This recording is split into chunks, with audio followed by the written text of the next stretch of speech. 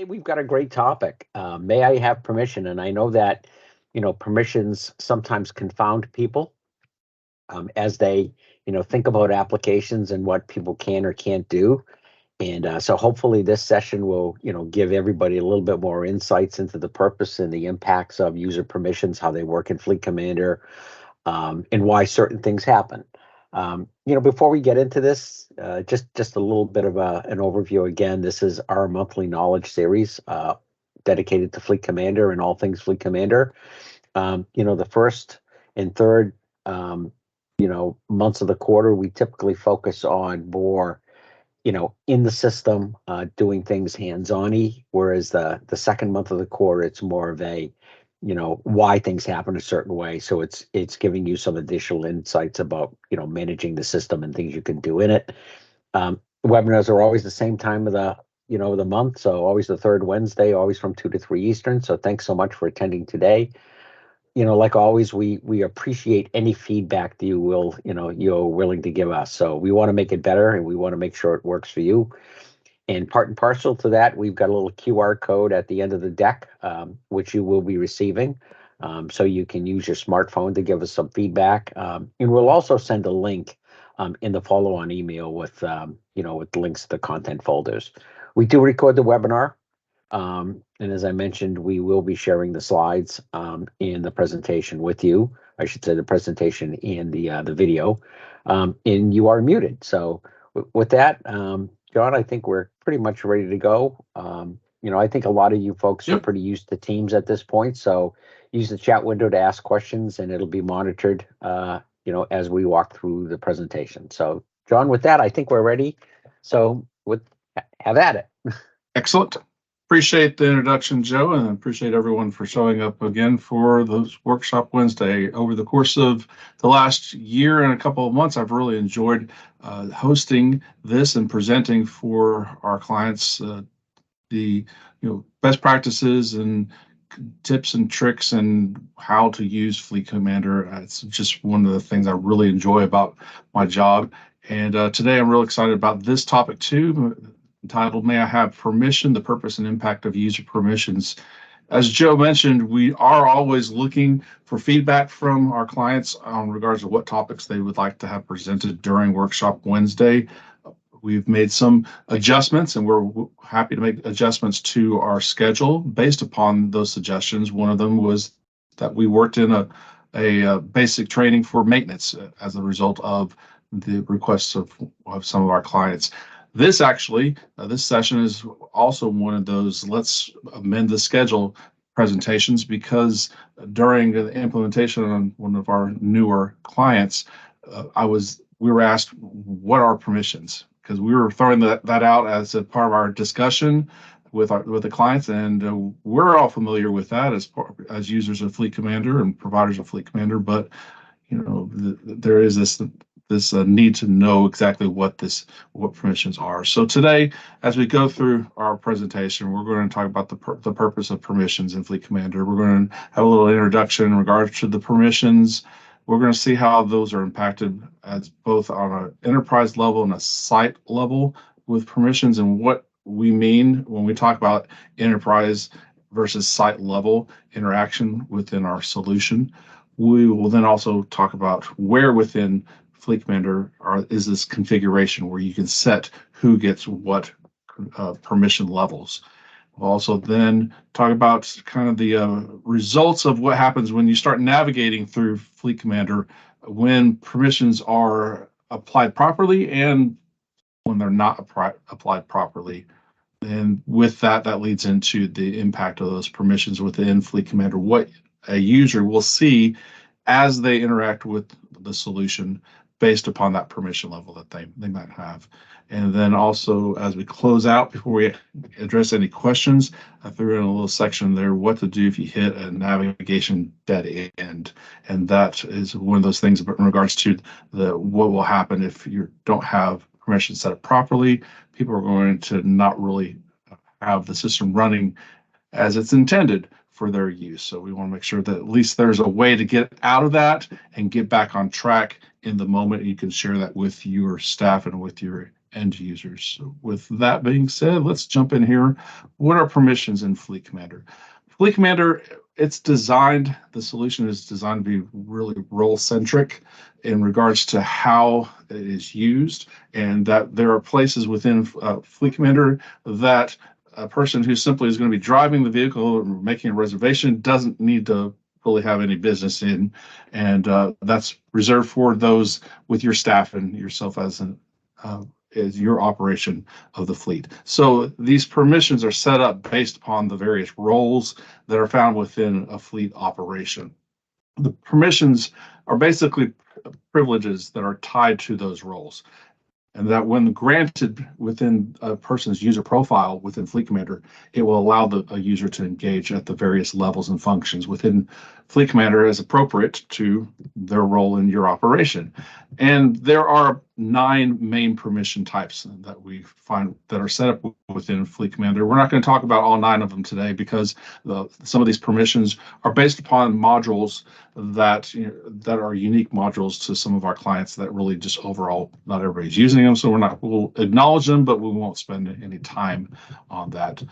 So basically, when you think about permissions is what are going to allow you to go a certain distance into Fleet Commander. It determines how far you can go into Fleet Commander, what you can do once you're there, and that's the function of those permissions. What kind of permissions are we talking about? Well, again, they're based upon the roles that are found within a fleet. You have, of course, those that are going to be using the system because they need to drive a vehicle. You have others that are going to be making reservations for that individual or for themselves as drivers.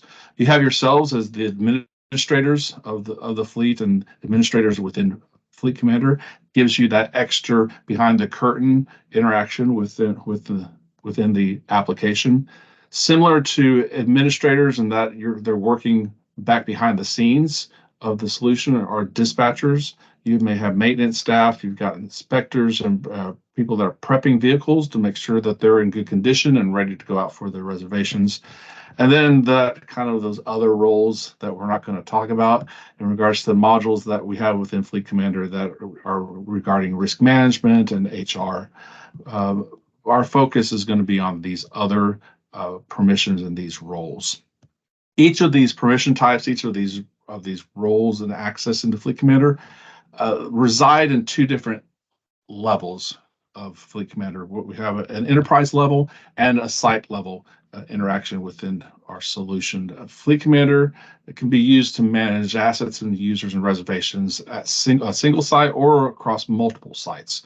And so the terminology that we use to describe those type of interactions, either at the fleet at large or the fleet within subsets, enterprise is the word to describe that overarching interaction.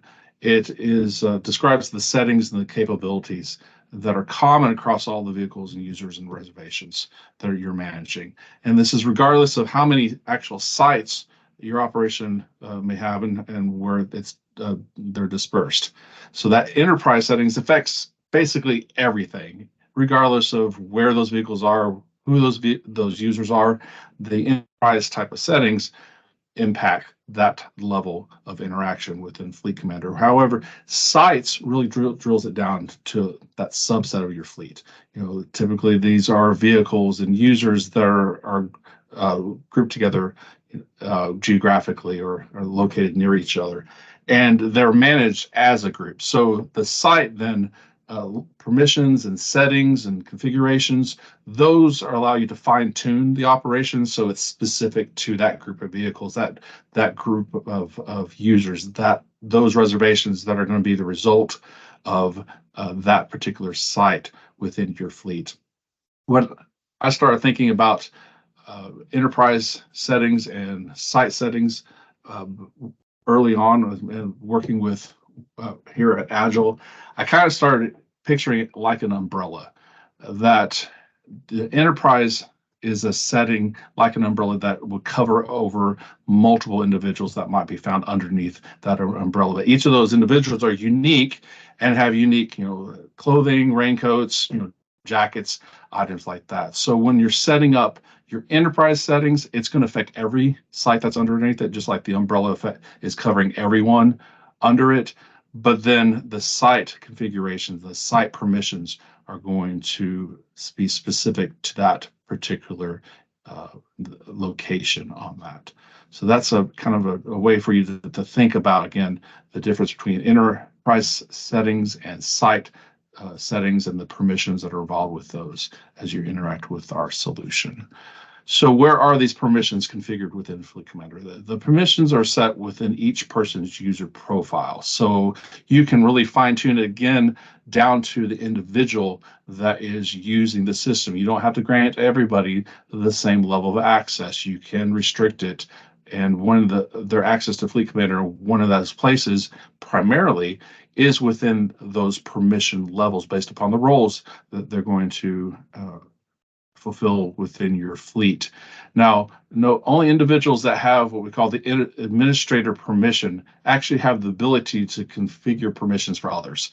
So when you go through implementation, we set up the admins and we go through admin training and give that group, that core group of operators, this level of administrative permissions so that they can go in and then in turn assign the other levels of permissions to others within the fleet. And that is done through the manage users to set the level of permissions. So from your dashboard, you would click on manage and click on users. It brings you to the kind of the launching page for the managed users screen. From there, you can enter your search criteria, like maybe typing a last name and narrowing it down further if you want to. But if you're looking for a specific individual, you can type that person's name at the top, hit filter, and it's going to cause this list to go from 22 that are currently indicated here to end up being down to 1. Or you can actually even, if you want to, click on a specific user line, and by clicking the pencil icon, which is the edit, it'll take you into that person's profile. Now, once you're within the profile, the permissions, as you can see, actually has a dedicated tab for you to use. So you click on that tab, and then you can start seeing the various permissions as we levels as we described them earlier. Here we see we have the administrator permission level, and right now we're looking at that enterprise level. So it is something that is across the entire your entire FleetCommander instance and your fleet operation. A key description in regards to administrators that they can do basically anything within FleetCommander. Most importantly, the admin can make changes to the configuration settings. And that's something that you want to bear in mind whenever you are assigning permissions, regardless if it's at the enterprise level or, as we'll see, at the site level.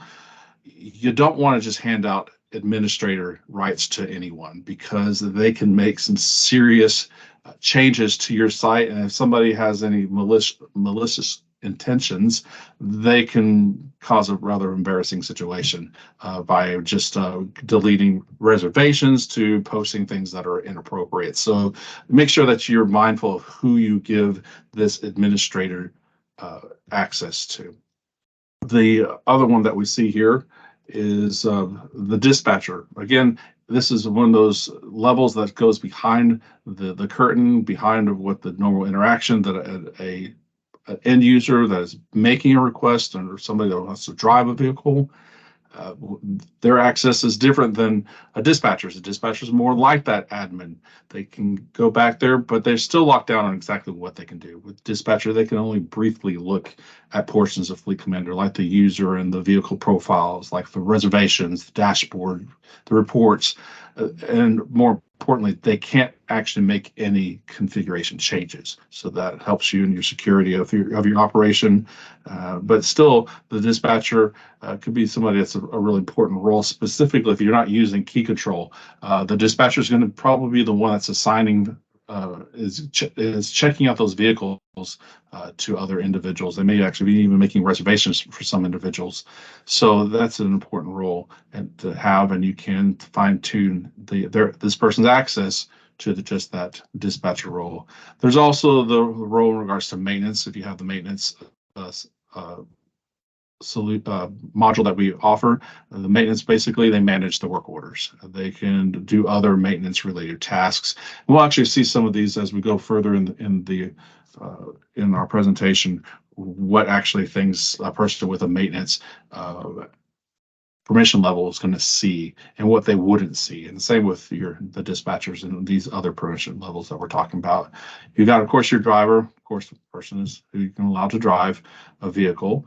This is one of the places within FleetCommander where you can keep people who shouldn't be driving away from vehicles. It's not the only place, but this is one of the core places within FleetCommander where you can lock down that until the appropriate time when that person is given permission by coming into their profile and clicking on the driver permission level to allow them to use a vehicle. There's also the requester. Now, this is, again, the end user's interface.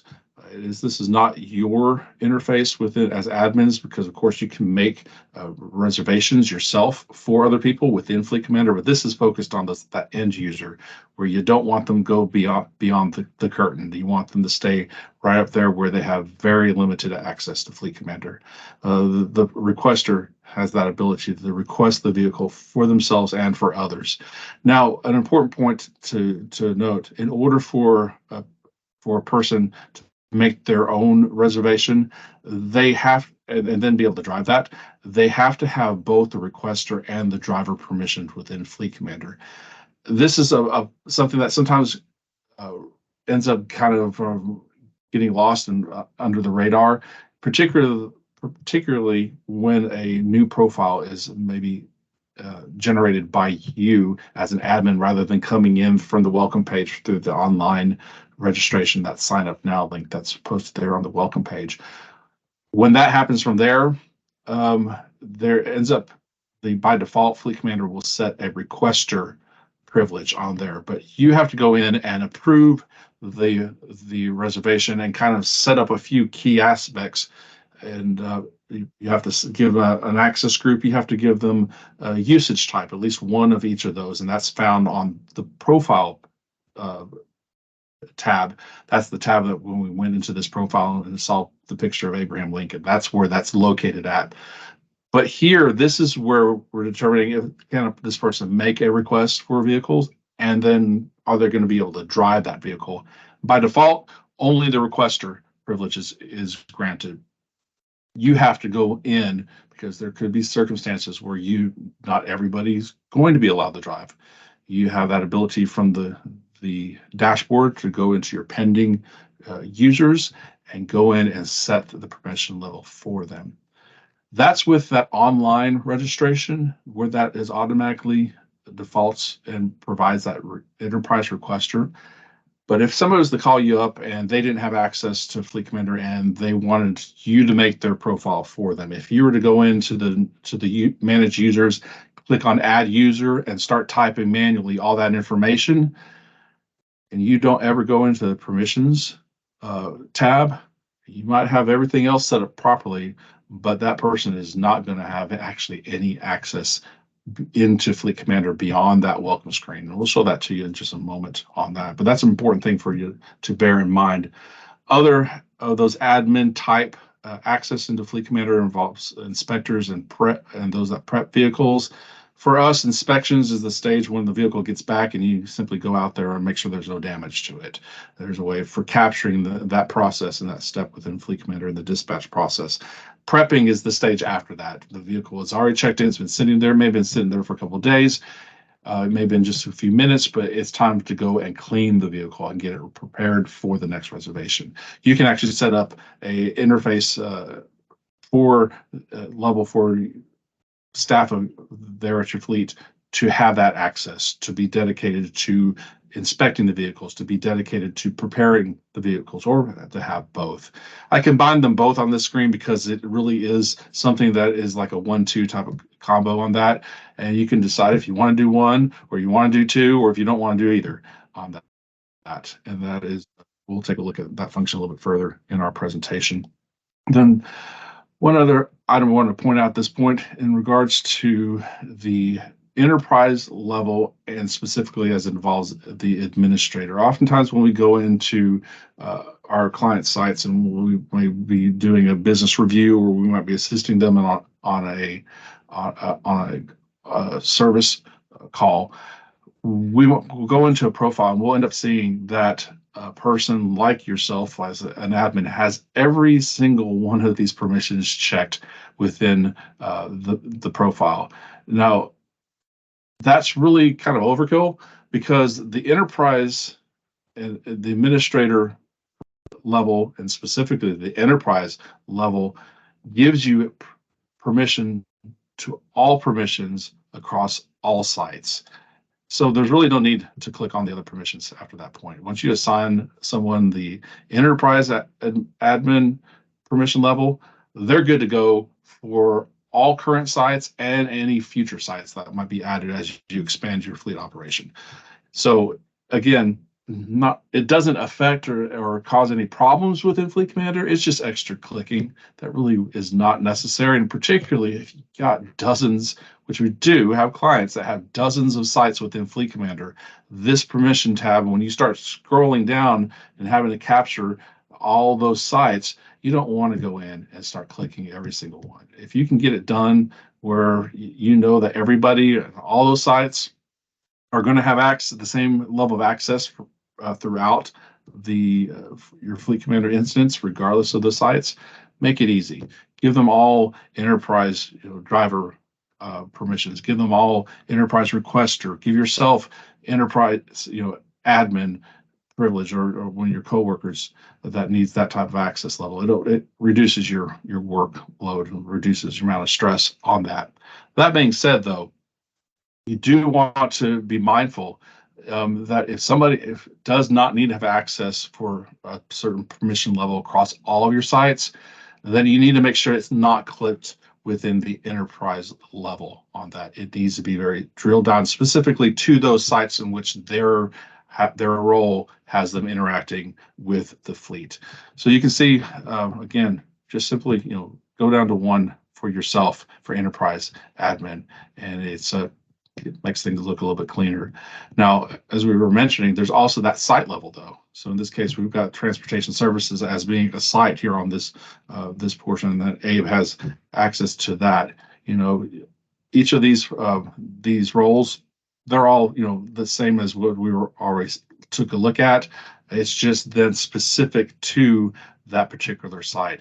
The exception to that is actually HR does not show up as a permission level, but again, we ain't talking about them anyway, so it doesn't really matter.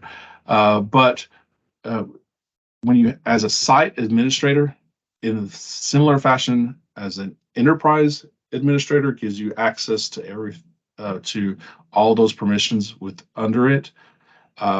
Site administrator gives you all the permissions within that particular site, so you can, and there's again no need to click other permissions for that site after that point, so you can just simply get rid of that.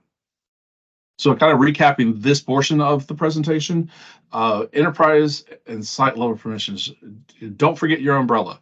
The enterprise settings, if you're talking about permissions, if you're talking about just general configurations at the enterprise level, it's going to affect every part of the operation, of your fleet operation.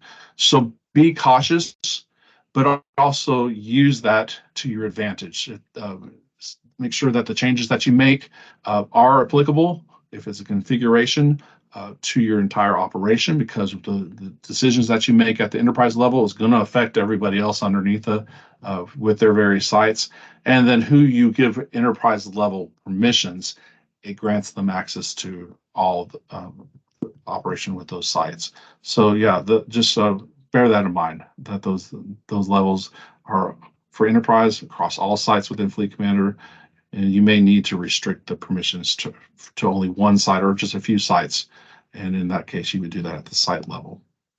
What happens if a user doesn't have a permission level? We kind of alluded to that sometimes we've noticed happens when new users are added by admin and they don't complete the process of clicking each of the permissions that are necessary for that person to engage with FleetCommander. And so what we see is that there's some warning messages that pop up, and sometimes they look rather scary. And by being aware of these, you will be able to have a better understanding that no, the Fleet Commander is not crashed. It's that maybe there's somebody needs to have their profile reevaluated to make sure that they have the appropriate access. This kind of ties back into one of the sessions that we did earlier about help. I can't log in and other common end user problems. This is one of those things. And at that time, I believe I said, we're going to look at this a little bit more in depth. And that's what we're doing at this time. So once creating or approving a new users, make sure that there always are to set the permissions. Otherwise, what's going to end up happening is that really there's no entry into Fleet Commander for that individual. What will end up happening is that they do actually have limited access once they log in. That's the thing, though. They may have an active profile. You may have set the access group. You may have set the usage type for them. But what will end up happening is that when they go and they log into Fleet Commander, they're presented with this page. Everything looks great, but at that point, they're actually locked out. And they have general access that includes the welcome page at large, the main content there, and the corresponding information links that are under there with instructions, policies, rates, locations. Those things can be locked up. They can go ahead and click on those. However, their access ends there, and they cannot go any further into the system to make reservations or to check their schedule or to do anything like that, because the access to the vehicle use portion there at the top has been restricted. An example of that is when if you were to click on make reservation and you have no permissions set within the profile, that person is going to end up getting this message right here. You've attempted to access a feature that requires you to log in first and or have administrative privileges, or your session has expired and you need to relog in. Now that statement is covering a lot of different scenarios, I understand, and maybe in the future we might have a better terminology more focused on that, so that at this moment somebody's not twiddling their thumbs and going, what in the world am I supposed to do at this point? The purpose of this session is to show you and say, hey, this is a situation that somebody may end up calling up and say, I can't get into Fleet Commander, and it will be, for you to go and look at that profile, and maybe this is the situation that they're facing. Actually, there's a couple different ways within Fleet Commander that you might receive, messages when somebody clicks on a link and goes into Fleet Commander. When permissions are set up properly, Fleet Commander works for you and your users. You'll may click on to run a statistics summary report, and you have the admin access. You have the ability to go there, and so it's going to successfully be a successful navigation to that managed screen or to a report or to the tools, et cetera, on that. However, as we showed already, there are situations that somebody doesn't have access, doesn't have that permission level, and they're going to get that kind of scary screen where it says that you've attempted to access an area that you shouldn't. There are, however, and I've through my study of Fleet Commander in preparation for this session, I have found that there are places within Fleet Commander that are basically a dead end, and there's no indication otherwise, other than you hit an area that basically says, please log in, and you're already logged in. There's no warnings on that. It's not a common thing, but just be aware if somebody keeps on saying, I keep on getting logged out of Fleet Commander, and particularly if you're using our native login, or even if you're and that you are using that terminology, then it may be one of those permissions situations. And that dead end, I'll show you a trick as we conclude our presentation on what to do in that situation on that, or what to advise somebody that's facing that situation. Driver and requester permissions. Let's take a look a little bit closer in regards to that impact. If somebody has driver permission but they don't have requester, or if they have requester, they don't have driving permissions on that. Again, this is for your end users. The driver and requester permission allows them to engage and interact with FleetCommander through that welcome page and its content, but that's confined to that level. They cannot go into areas that you and your staff can go into. And there is still limited access depending upon their the permissions that are selected within their profile. And we'll demonstrate that through here. If somebody has no driver permission, but they only have a requester privilege, and they go to FleetCommander and start to make a reservation, they can click on make reservations, and they'll end up being presented with that first stage of the reservation process, where it's to indicate if the request is for themselves or for somebody else. And they could, as a requester, without driver privileges within their profile, go ahead and make a request for somebody else. But if they decide to go ahead and make the request for themselves, they're going to end up getting this type of message. The selected user does not have permission to drive a vehicle, and that's in reference to themselves. Now, they could also, as a requester, get this same message when making a reservation for someone else. And in that situation, it's not their profile that's the problem. It is the profile of the person that they're trying to make a reservation for. That person has an active profile, but that person does not have the driver permissions either at the site level or at the enterprise level on that. So somebody calls you up and says, hey, I can't make reservations for so-and-so, can't make it for myself, can't make it for somebody else. This is one of those quick things that you just take a look and say, who are you trying to make that reservation for? Go into that person's profile and see if maybe that's the problem on that, and you can fix it. And then just tell the person, hey, try it again. And at that moment, it'll take them further into the system. And that's the nice thing about FleetCommander 2, is that our solution is, in the moment. You can make changes to configuration. You can make changes to somebody's profile, and it updates immediately. There are very rare instances within our solution that it takes an overnight for a setting to be hard coded on that. And even with those, we're working to get those set up so they can be more of an immediate interaction.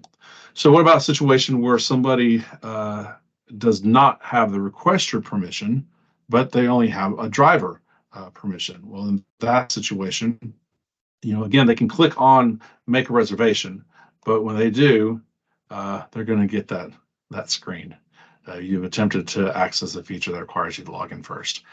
Again, just be aware that that's kind of how our solution currently works, and this allows you to help work through that and determine how to get it configured properly, so all of these type of messages go away. Okay, at the administrator permissions, both the enterprise and the site, and the differences between those. Your administrators, their interaction with FleetCommander, just like drivers and requesters, really depends upon, is going to differ depending upon if they have enterprise or site permissions on that.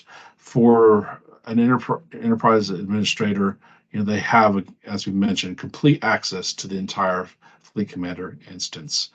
Whereas someone that is a site administrator, they do have total access, but only to their site. So whatever is specific to their site that they are in charge of, they're able to have free reign over making changes, even to configurations specific to the site. They can't make any enterprise changes that's going to affect others, with people that may have a site across the other side of the county or the other side of the state. But for themselves, they can make those type of configuration changes. Now, how does that look? What is really the impact of that? What does it look, how does it look different from someone who has enterprise admin rights and somebody who has only site level? I love that I'm getting to do this session, because again, this is one of those things, is that unless you have a certain level of permission, what you see in FleetCommander is going to be different than somebody else. And that oftentimes, from my experience, causes problems when you're troubleshooting. You're trying to solve what the situation is. If you're not if you're not, standing on the same plane, you're not going to be seeing the same things. It happens to be I tower over my children, and I could say, "Hey, look at that way over there," and my kids are like, "I see nothing." Well, that's similar in this situation. This right here allows you to know, yeah, somebody might be seeing something different than what I'm seeing. Maybe I should consider that situation in solving this problem. And part of that comes in regards to the configuration, the menu and the configuration screen. For an enterprise administrator, access to everything. And the drop-down menu for this shows as following. Now, this is maybe even be more extensive than what that you see when you click on configure as an admin, enterprise level administrator. And that's going to be the result of that you don't have all the modules that I have loaded through here. Specifically, you'll see there about a little bit further than halfway down the list is maintenance.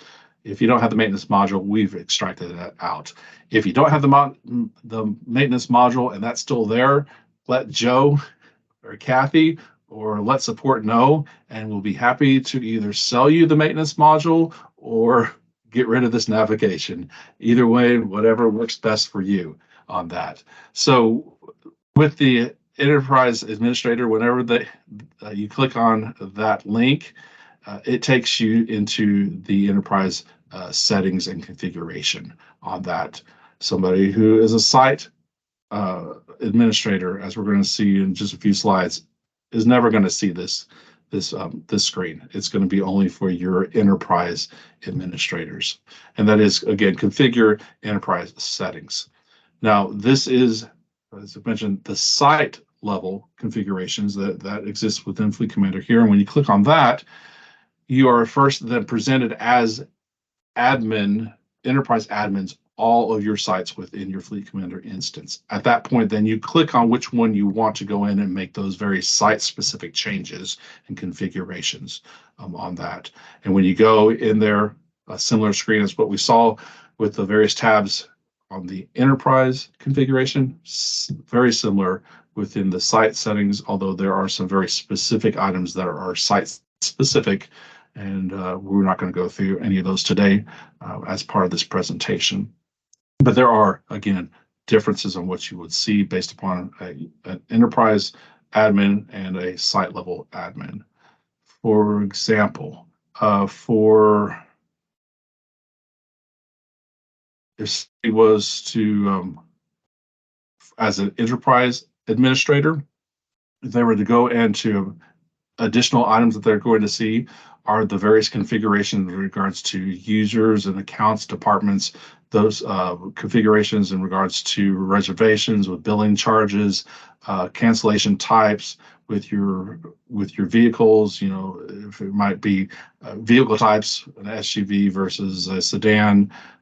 All these items are set up initially whenever you are implemented with FleetCommander, but as your fleet needs change, these configurations are there for you to go in and make changes as enterprise level administrators to help really address your needs of your fleet as it is, at that time.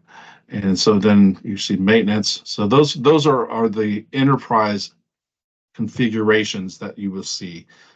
Somebody who only has site administrator, when they click on that very same configure, that's all they see is site settings. And when they click on that, they are presented again with the sites, but it will only be the ones that they actually have been assigned as site administrators. So this list could be, really long or very short based upon that configuration within their profile. Again, when they click on that, they'll go into that same site that you see as an enterprise administrator. And in that time, at that point, y'all are looking at the same thing. Which you're able to look at. What they're looking at is going to be the same information. Another menu option that is a tad bit different based upon enterprise or site level, and that is the manage menus. I've pulled, for example, the manage users, but the drop-down menu here is where that's engaged. And depending upon if you have a enterprise level access as an admin or site level, this is actually going to present you with different information. Right now, you see that has access to the following. And what's highlighted there is transportation services, facility plan and management, and Waco. And then along with that too, if you look across, there's actually 7,900 users that match the criteria that's found here within the filters. That's what you see as a enterprise administrator. You're seeing all of the users, and the same thing can be applied to all the vehicles and all of others items that would be entail multiple sites. And the manage drop-down menu is going to give you that access for all of those as enterprise administrators. Site, however, site administrators, it brings it down to just those sites in which they're responsible for. And as you can see that when we change the site permission, this person only has access to that transportation services. And within that, there are only 27 users that are making use of that site.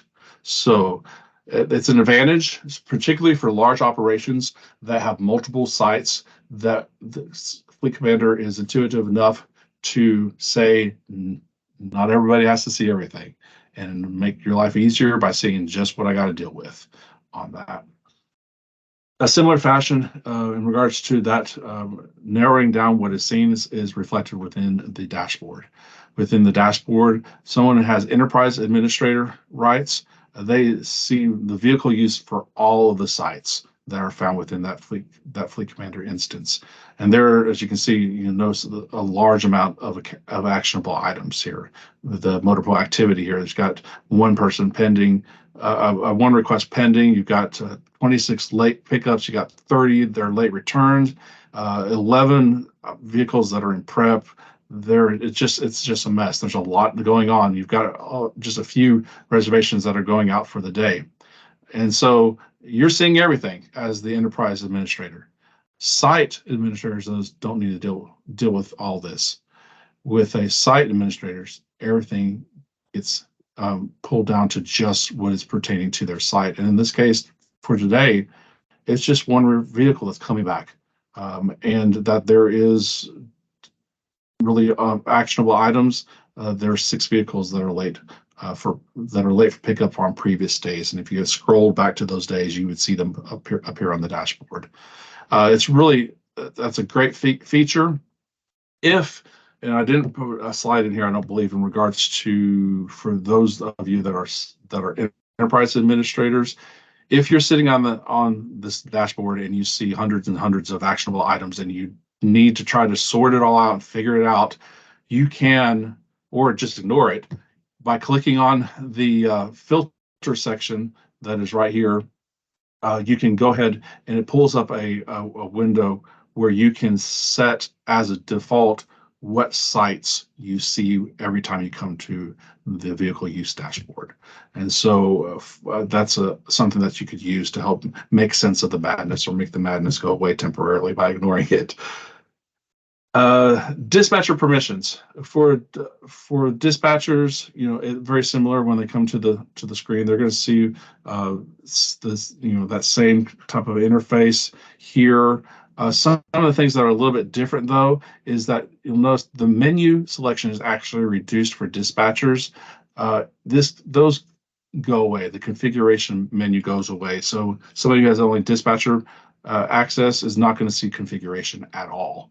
It's not even something they have to deal with. But they still see, at the enterprise level, they still see all of the madness that's going on with the fleet for that day. But they have the ability to take care of that by checking out the vehicles, by they can hover over the reservations, see what's going on. They can click on the reservations and dispatch the vehicles out. All that is what a dispatcher, and one of the main items that has dispatchers that you're going to see different than an admin. In the operations, similar to the dispatcher, but that more specific in regards to checking if a vehicle is in good condition or cleaning it. Inspector and prep permissions can be set both at the enterprise and the site level. Again, they are looking at a reduced menu selection that does not have the configuration on that. But the operations are very similar. in regards to what they can click on this dashboard. An interesting thing though that I did discover as part of this, uh, somebody is, if they're a dispatcher and they don't have inspector, or if using prep permissions, that person actually doesn't have the ability as a dispatcher to click on the prep vehicles list, as is shown here for this enterprise prep level. What happens is when it clicks on the prep list here, it will pull up all of the information that is stored within managed prep and allow them to take action from there. And so you can click on the edit button, and the dispatch screen that we saw earlier for checking vehicles in and out manually shows up and allows you to go through that process of noting when a vehicle was cleaned. And as you see here, there are multiple tabs here that take you through the end portion of a reservation, checking the vehicle in, inspecting it, making sure it's not damaged, cleaning that vehicle at some point after that point, and then if you're using the billing function within FleetCommander, being able to bill those charges on here. All that's done through the dispatch screen, and an inspector, a prep person, they have actually the ability to go in and to check out vehicles and to dispatch vehicles and to check those vehicles in and out from their stages of inspecting and prep.